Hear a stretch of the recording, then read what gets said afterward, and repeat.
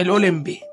هو من أقدم الأندية المصرية اللي اتأسست عام 1905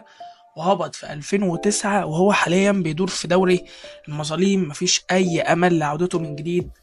في الدوري الممتاز. الأولمبي هو أول فريق مصري بيشارك في بطولة دوري أبطال أفريقيا، وأول ظهور للأولمبي في أول موسم للدوري الممتاز موسم 48 مع الكبار،